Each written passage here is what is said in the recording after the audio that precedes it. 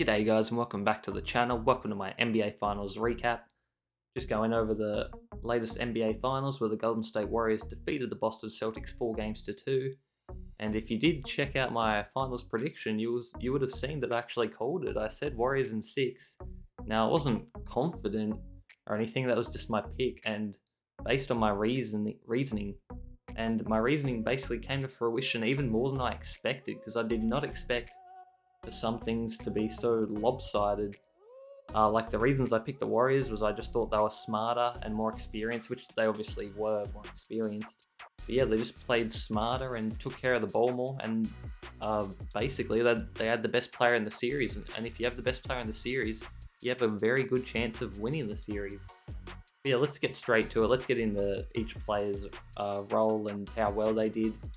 And let's start with actually the final game, Game 6, where Boston jumped out to an early 12-2 lead, and you thought, all right, well, this one's going to be an easy blowout, and then we'll be getting set for a Game 7 where anything can happen.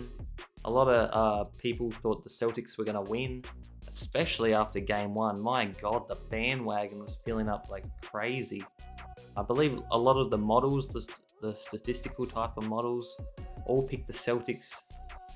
Had the Celtics winning quite comfortably too, but the favourites betting wise was actually the Warriors to start off, and then after Game 1 where Boston obviously won that game in a crazy fashion, it basically switched and then Boston were the favourites basically obviously through to Game 4, just before Game 4 started, because they were up 2-1 in the series. But yeah, Game 6, as I said, Boston got out to that crazy early start, 12-2, but then it was basically all Warriors.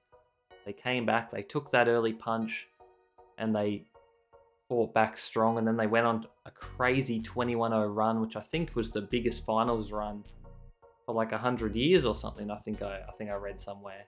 Yeah, that was insane. Draymond Green hit an early 3, and I think one of the craziest things is that the Warriors' record when he hits a 3 is very damn good, and I think he actually managed to hit 2 in the game.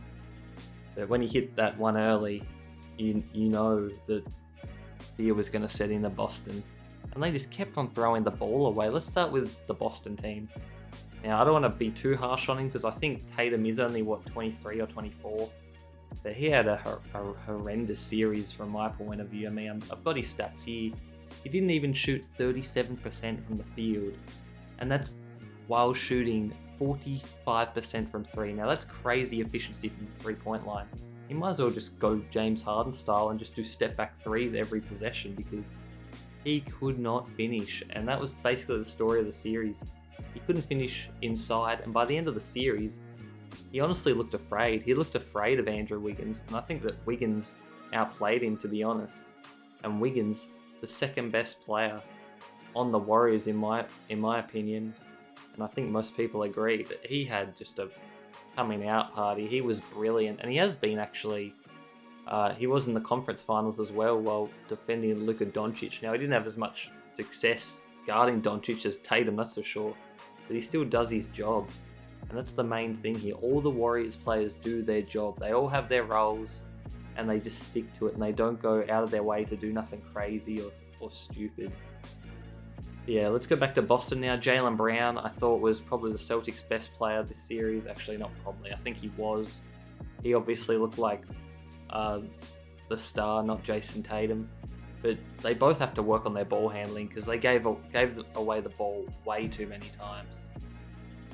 And they need to learn to go left and just finish inside, because the Warriors didn't really have any rim protection. I mean, they got Draymond Green, who's a great defensive player, but he's not as athletic as he once was, and I think both Tatum and Brown might actually be taller than him, so they should be able to just finish over the top of him or just through him. They shouldn't be so scared, especially when Green's their biggest player out there.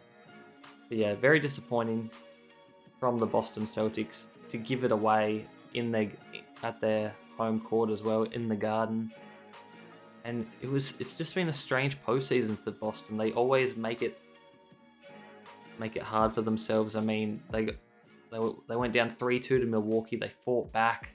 Tatum had the best game of his career in that Game 6 at Milwaukee to get it to a Game 7 back at Boston. And then in that Game 7, Grant Williams went bananas. But yeah, in this game 6, they got absolutely nothing out of their bench. And the Warriors had a big boost from Jordan Poole in that final game. But yeah, I would have liked to see some more Grant Williams, to be honest, because I thought he was underutilized in this final series. But I guess when you make it to the end, you just want to play your starters as much as possible. But Derek White was atrocious basically since game 1. Game 1, he had an absolutely amazing game, and then it was just downhill from then on out. But yeah, the Warriors just adjusted, and Stephen Curry was unbelievable. Now, in my opinion, he didn't have anything left to prove, but with this win and with this championship, it's basically the cherry on top of a great career, and he's not even done yet. He could still get back here again, because he looks to be unstoppable. I mean, he just torched Marcus Smart. I mean, I guess you can't really say he torched Marcus Smart, because Marcus Smart can only do so much. He's getting screened constantly, and then they get the switch with Al Horford or Grant Williams or Derek White, and Stephen Curry just cooks them.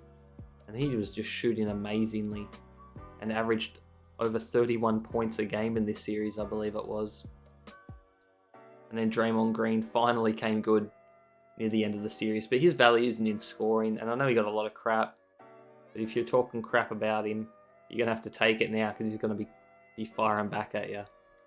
Yeah, I'm just basically more disappointed in Boston, to be honest, but I mean, they're still a young team, and you could see that in Game 6 when Al Horford was trying to wheel that team back and win that game to force a Game 7, because he was great in that Game 6, but after Game 1, him and Derek White kind of fell off, and then Al Horford had a great Game 6 there, but it just wasn't enough. Now, it could have been fatigue, because they had played 2 7-game series already, but they are also a young team. But they just have to get better. I mean, Tatum's still young, Brown's still young, Smart's just in his prime now. So they still have a good chance to get back there, but I feel like they've really missed an opportunity this season, because I feel like compared to the Warriors' road, Boston's road was probably easier, but no, the Warriors' road was easier, but Boston's could have been easier. I mean, they shouldn't have gone 7 against Milwaukee without Middleton. They should have never lost that Game 5, and then if Tatum has his best game of the career, which he did in Game 6, and they win that in 6. And the Miami series, they should have won that in 6 minimum, in my opinion. To nearly lose that series was just atrocious. And I know some people want to blame the coach, but I don't think I can blame Ime Udoka at all. I mean, it's his first season, and he got them to the NBA Finals after starting off the season, 18-21? That was just crazy. But yeah, you never know what will happen next year, and who knows, this Golden State team could be back again, because they are a dynasty. I know there's been talk saying that they aren't a dynasty, but I mean, they are to me, and they aren't stopping anytime soon. Yeah, let me know your thoughts and opinions down below, and I'll see you in the next one. Thanks for watching. Peace.